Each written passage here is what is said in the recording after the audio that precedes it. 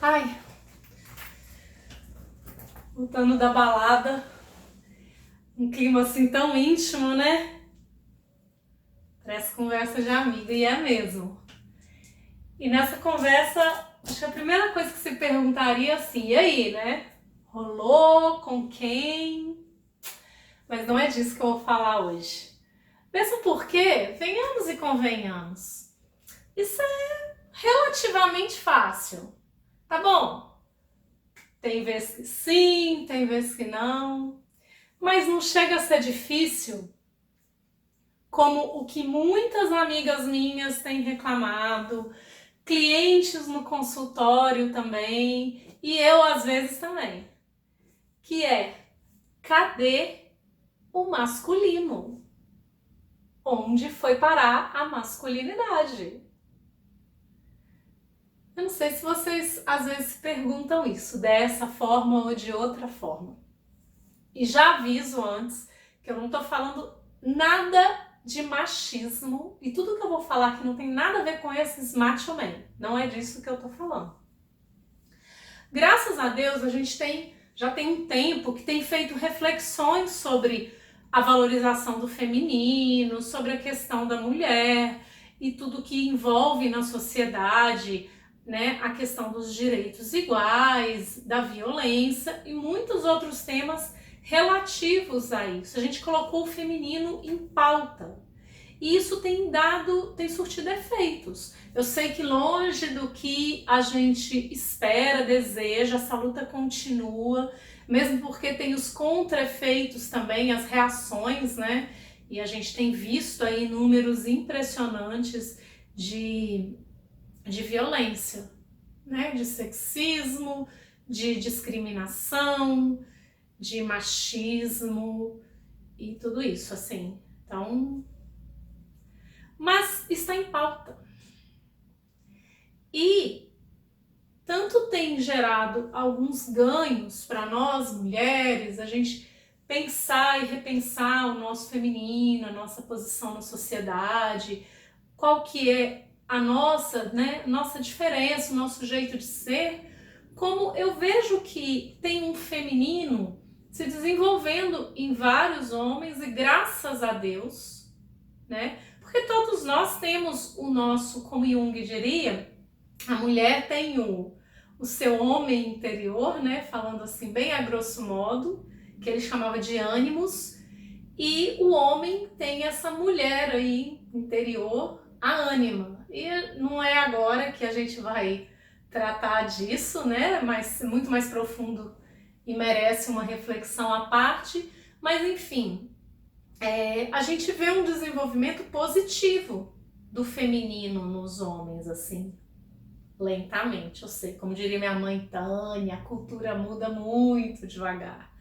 Mas às vezes já vemos algum comportamento um pouco mais delicado, a permissão de viver o cuidado, de chorar, de expressar as emoções. Ótimo! Não é isso. Isso não tem que diminuir. Isso tem que ser estimulado mesmo. Só que, cadê a outra parte? Essa que eu não sei o que está acontecendo, que parece que está desaparecendo, né? A gente percebe muitos homens cheios de mimimi, qualquer coisa é questão, uma pedrinha caiu no lago, já abalou, abala a relação, abala a decisão, não consegue tomar escolha, fazer alguma escolha. Quando escolhe, essa escolha é tão frágil que às vezes no dia seguinte ela já foi retirada.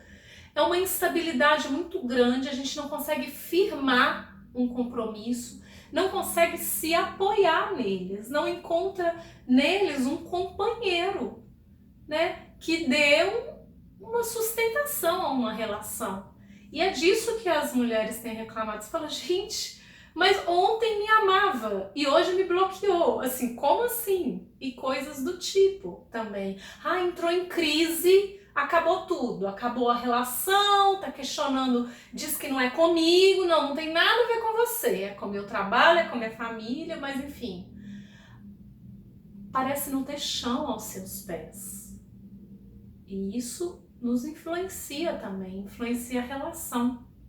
Voltando a isso que Jung dizia, né, da ânima e do ânimos, uma coisa bacana assim que ele colocava é de ir conscientizando esse outro lado dentro da gente, né? Que à medida que a gente vai, porque quando não tá muito personalizado e sem consciência da nossa parte, é o que ele chamaria da ânima negativa e do ânimos negativo, se torna uma fonte de caprichos ao excesso nos homens, e às vezes é o que a gente tem visto também, e nas mulheres pode se tornar aquelas, sabe quando a gente é teimosa? Aquelas opiniões ferrenhas que a gente nem pensou direito para falar, mas bate o pé e briga por causa daquilo, e se a gente se nos colocarem, ou a gente mesmo se colocar 2 ou 3 perguntas,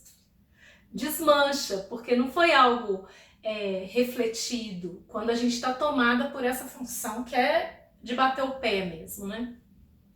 Mas quando, à medida que vai conscientizando, elas podem se tornar o que são realmente uma ponte, uma função muito importante do nosso contato, né, que fazem nós um contato entre consciência e inconsciente. E isso nos ajuda no nosso processo de crescimento humano, de amadurecimento, de descobrir quem realmente nós somos, outros lados de nós que estão aí querendo se manifestar e se manifestando talvez de outras maneiras, por sintomas, por estresse, porque a gente não está deixando vir à tona e conhecer e fazer esse olhar profundo de dentro.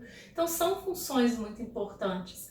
Mas eu fico me perguntando, né, quando a gente coloca essa questão aí, cadê o masculino?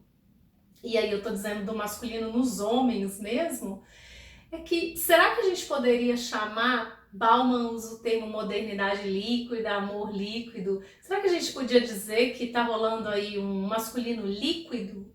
E quais vão ser as consequências disso? Porque eu acho que longe de falar, mas isso daí é benéfico contra o machismo, eu não acho não. Porque eu vejo que o machismo é só um outro lado, talvez essa mesma questão de um masculino inseguro, que aí ele tem que oprimir o feminino, literalizado, a mulher, para poder se colocar. É o outro lado de uma mesma insegurança, de uma mesma questão que a gente está dizendo, cadê, né? Parece que não se sustenta, assim.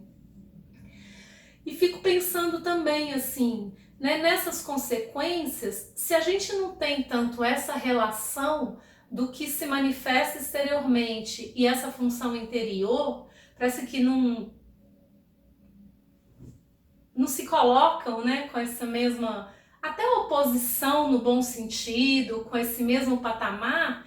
Será que essa função ela é devidamente exercida e nos ajuda de fato nesse processo de amadurecimento que eu falei? São várias perguntas que a gente coloca como quais as consequências. E sobretudo uma que é muito óbvia, eu comecei falando das reclamações, né, que eu tenho recebido, e essa pergunta que fica: quais as consequências disso para as nossas relações?